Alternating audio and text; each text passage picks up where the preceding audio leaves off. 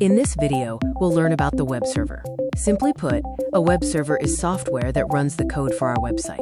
This diagram shows the basic structure of a website.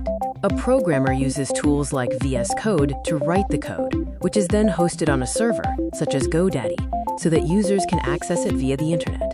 Here we see the development and deployment flow. Developers work within environments like PyCharm, and once the website code is ready, it is deployed to a server, allowing browsers to connect through the internet. So how does a browser access a website? The client sends an HTTP request over the internet to the server. The server processes this request and returns an HTTP response, delivering the content back to the browser. Websites are categorized into two types, static and dynamic. Static sites have fixed content for every user, whereas dynamic sites change content based on who is accessing them, often requiring database integration and frameworks. When building with Django, several main components work together. These include the view, which handles logic, and the template, which determines how the content is presented to the user. Django follows the MVT design pattern: model, view, and template. This pattern is fundamental for creating dynamic websites efficiently. This diagram illustrates the MVT pattern in action. The server processes requests, interacts with the database for data storage or retrieval, and validates information like user logins.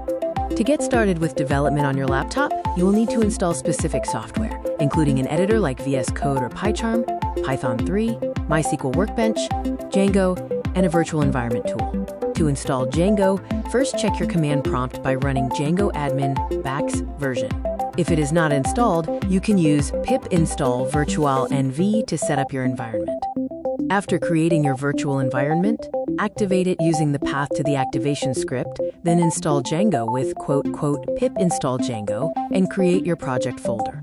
Once in your project folder, you can initialize your Django project with the start project command, then run your local development server using the manage.py script.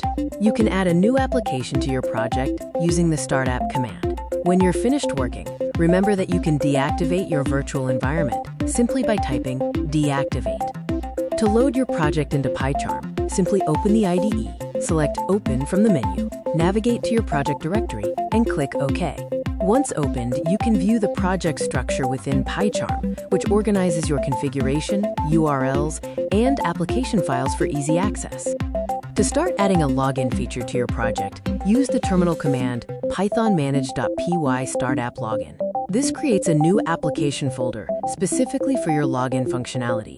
When you initialize a project, Django creates several files. The root directory is your project container, while manage.py is your main command line tool.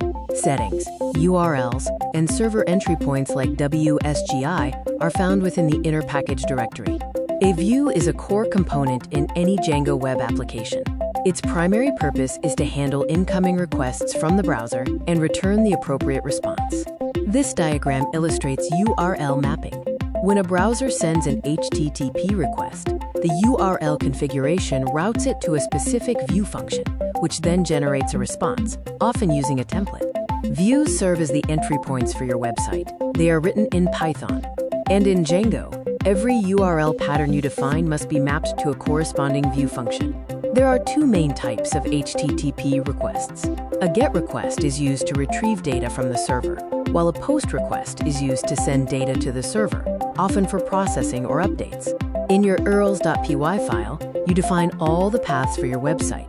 Each path is mapped to a view, which is a Python function designed to handle that specific URL's logic. This slide further details the relationship between URLs and views.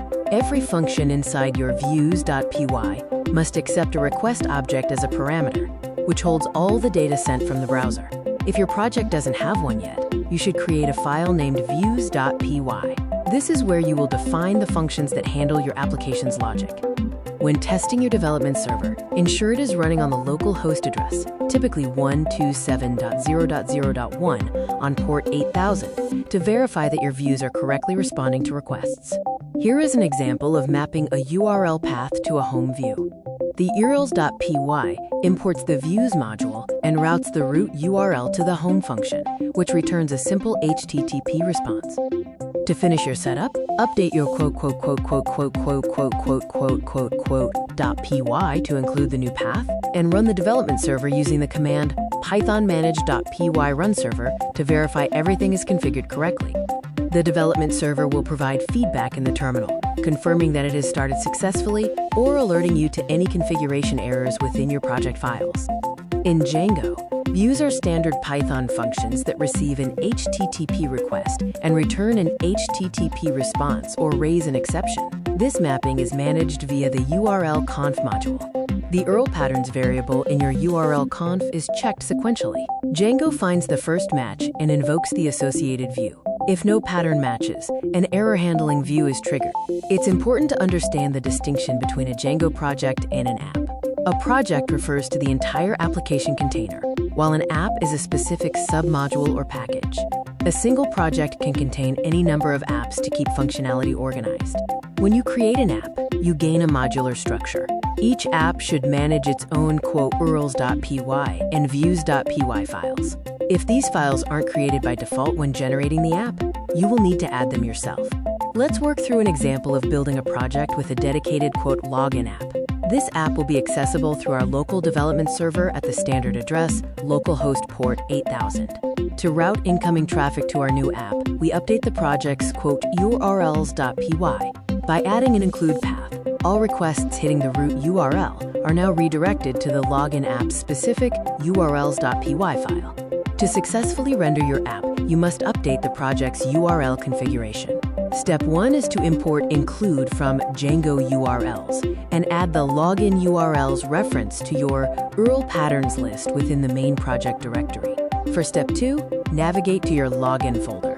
Right-click to create a new Python file named urls.py. This file will act as the specific URL dispatcher for your login functionality. Inside the new login/urls.py file, you define your local paths. You will need to import path from Django URLs and views from your login package, then link your root path to the home view function.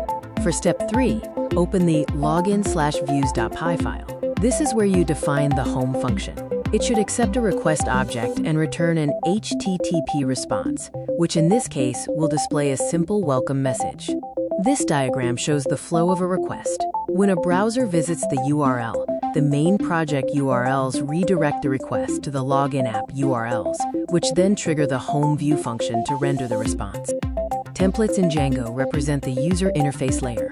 You should create a templates folder within your project to store all your HTML files. This setup allows you to create dynamic pages easily. To create a template, first navigate to the root directory of your project.